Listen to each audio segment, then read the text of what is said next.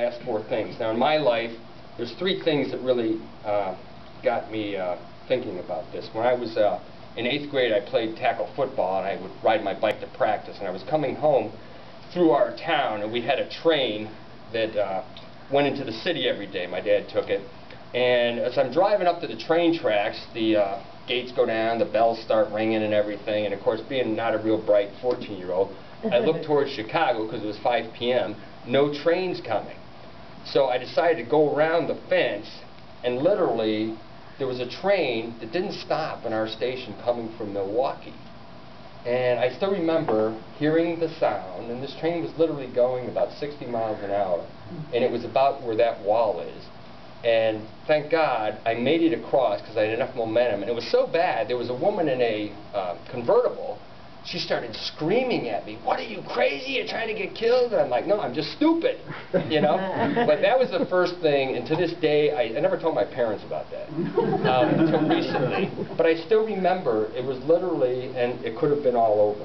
The second thing was, my brother had a 17-year-old friend who was sitting at his kitchen table with his family, a very Catholic family, 10 kids, just loved the Lord, had a blood aneurysm, and he ended up dying within an hour.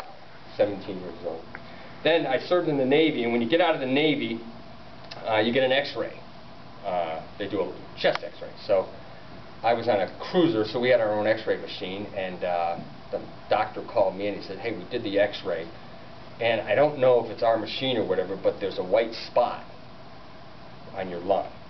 And going back a few months earlier, one of my bunkmates, guy was 28, had a tumor this big. He was pulled off the ship in the Mediterranean, sent home, and he had a tumor this big pulled out of his chest. So I'm sitting there thinking, so I literally said, okay, so the doctor said, "I want you to go over to the base, Norfolk base, and get an X-ray there."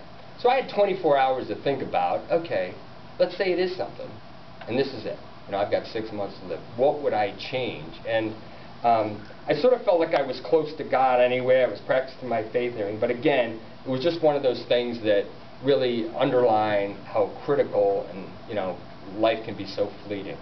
And for those of you, some of you look like you're a little bit older than me, but in 1980, North Carolina State won the basketball championship. And I don't know if you remember that. They weren't supposed to win. And Jim Valvano, who was 44 years old, had 4 daughters, went running out to the court. And it's a famous scene.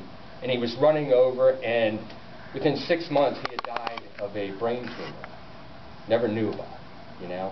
And I still remember what one of his buddies said at his funeral. He said, Jim's philosophy was, every day when I wake up and my feet touch